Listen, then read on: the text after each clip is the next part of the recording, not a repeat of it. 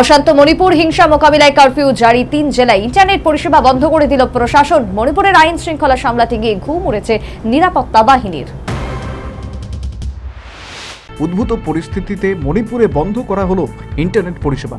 মঙ্গলবার দুপুর ৩টে থেকে আগামী ৫ দিনের জন্য অর্থাৎ ১৫ই সেপ্টেম্বর দুপুর ৩টে পর্যন্ত গোটা রাজ্যে ইন্টারনেট সংযোগ বন্ধ রাখার সিদ্ধান্ত নেওয়া হয়েছে। মঙ্গলবার এক নির্দেশিকা জারি করে একথা জানিয়েছে মণিপুর সরকার। অশান্তির আবহে সমাজ মাধ্যমে বিভিন্ন ধরনের গুজব ছড়ানো হচ্ছিল বলেই নির্দেশিকায় জানিয়েছে সরকার। পাশাপাশি ৩ জেলায় কারফিউ জারি করেছে প্রশাসন। সেপ্টেম্বর মাসের শুরু থেকে একের পর এক যে ঘটনা ঘটেছে তাতে অশান্তি থামাতে ইম্ফল পূর্ব, ইম্ফল পশ্চিম এবং থৌবল জেলায় জারি করা হয়েছে কারফিউ। এর আগে ইম্ফল পূর্ব ও পশ্চিমের জেলাশাসক ভোর ৫টা থেকে বেলা ১০টা পর্যন্ত কারফিউ শিথিল করার কথা জানিয়েছিলেন।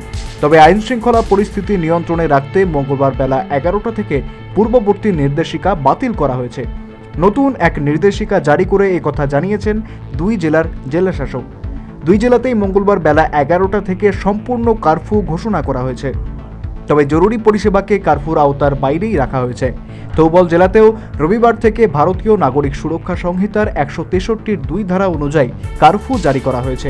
৫ জন বা তার বেশি সংখ্যক মানুষের জমায়েত সম্পূর্ণ নিষিদ্ধ ঘোষণা করা হয়েছে জেলায়। মণিপুরের উদ্ভূত পরিস্থিতির প্রতিবাদে রাস্তায় নেমেছেন পড়ুয়ারা। সোমবার ইম্ফলের রাস্তায় স্কুলের পোশাক গায়ে প্রচুর ছাত্রছাত্রী ভিড় করেছিল। হিংসার বিরুদ্ধে ও স্কুল বন্ধের সিদ্ধান্তের বিরোধিতা করে প্রতিবাদ জানিয়েছিল পড়ুয়ারা। সেপ্টেম্বর মাসে নতুন করে তপ্ত হয়েছে মণিপুরের পরিস্থিতি। ঘুম উড়েছে নিরাপত্তা বাহিনীর। কখনো ড্রোন হামলা, কখনো ক্ষেপণাস্ত্র হামলা, কখনো পুলিশের অস্ত্রাগার লুটের চেষ্টা। সাম্প্রতিক এই ঘটনাগুলিতে অন্তত ৮ জনের মৃত্যু হয়েছে। হিংসায় জখম হয়েছেন ১২ জনেরও বেশি মানুষ। সোমবারই এক অবসরপ্রাপ্ত জওয়ানের দেহ উদ্ধার হয়েছে। ২ দিন আগেই তাকে অপহরণ করা হয়েছিল বলে অভিযোগ। পুলিশ সূত্রের খবর, ইম্ফল পশ্চিম ও কাংপোকপি জেলার সীমানাবর্তী অঞ্চল থেকে ওই অবসরপ্রাপ্ত জওয়ানের দেহ পাওয়া গিয়েছে।